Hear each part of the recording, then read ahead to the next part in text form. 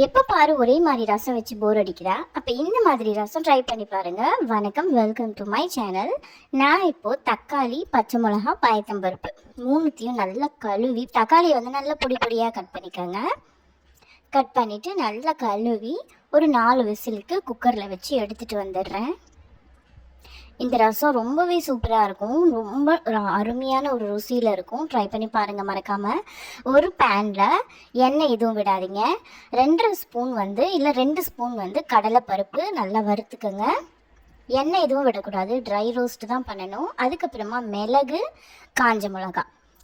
காஞ்ச மிளகா, கடலைப்பருப்பு 2 ஸ்பூன், மிளகு தாராளமாக போட்டுக்கோங்க. 1.5 ஸ்பூன் கூட நல்லா சுள்ளுன்னு காரமாக இருக்கும். அதுக்கப்புறமா காஞ்ச மிளகா 4 எடுத்து போட்டுக்கோங்க. நல்லா ட்ரை ரோஸ்ட் பண்ணிக்கோங்க. அதுக்கப்புறமா தேங்காய் போட்டு நல்லா வறுத்து எடுத்துக்கோங்க. கடலைப்பருப்பு பாருங்கள், நல்லா கொஞ்சம் ப்ரௌன் கலரில் இந்த மாதிரி நிறம் மாதிரி வரணும். நல்லா ரோஸ்ட் பண்ணிக்கோங்க. இந்த ரசத்துக்கு தனியாலாம் எதுவுமே வேண்டாம்.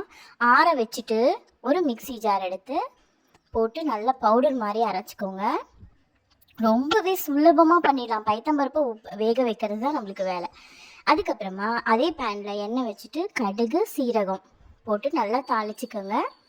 அதுக்கப்புறமா நம்ம வேக வச்சுருக்கோம் இல்லையா, தக்காளி, பயத்தம்பருப்பு, அப்புறம் பச்சை மிளகாய், அதை அந்த பேனில் கொட்டிக்கோங்க.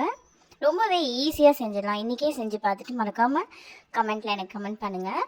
நம்ம சேனலில் நிறைய பேர் பார்க்குறீங்க, ஆனால் சப்ஸ்கிரைப் பண்ணாமல் பார்த்துட்ருக்கீங்க. தயவு செஞ்சு சப்ஸ்கிரைப் பண்ணிவிட்டு பாருங்கள். ரொம்ப ரொம்ப ஈஸியான ரெசிபிஸ் வந்துகிட்டே இருக்குது. அதுலேயே இன்னும் கொஞ்சம் தண்ணி சேர்த்துட்டு நம்ம அந்த பயத்தம்பருப்போடு சேர்த்துடலாம். நல்லா கலரி விட்டுக்காங்க. இது ரொம்பவே சூப்பராக இருக்கும். வெறும்னே சூப்பு மாதிரி குடிக்கலாங்க. ரொம்ப சூப்பராக இருக்கும். சளி இருமலுக்குலாம் ரொம்ப நல்ல ரசம் இது. மிளகு சேர்த்துருக்கிறதுனால நல்ல செம்மையாக இருக்கும். நல்ல தாராளமாக தண்ணி விட்டுக்கோங்க. இதில் நம்ம புளி எதுவுமே சேர்க்க போகிறது கிடையாது. இப்போ இந்த ஸ்டேஜில் தேவையான அளவு கல் உப்பு சேர்த்துக்கோங்க. இங்கே பாருங்கள், பார்க்கவே ரொம்ப சூப்பராக இருக்குது இந்த ரசம். நல்லா ஒரு கொதி வரும்போது நம்ம அரைச்சி வச்சுருக்கோம் இல்லையா, அந்த பவுடர் எடுத்து அது தலையில் கொட்டிடுங்க. ஸோ இந்த மாதிரி நல்லா கிளக்கி விடுங்க. அங்கங்கே கட்டி இருக்கிற மாதிரி தான் இருக்கும், ஏன்னா கடலைப்பருப்பு சேர்த்துருக்கோம் இல்லையா. அது நம்ம கையை வச்சு கரண்டியை வச்சு நல்லா இந்த மாதிரி கிளறி விட்டுட்டே இருக்கணும். சூப்பராக கொதிக்க மணக்க செம்மையான பொரிச்ச ரசம் ரெடி ஆயிடுச்சு.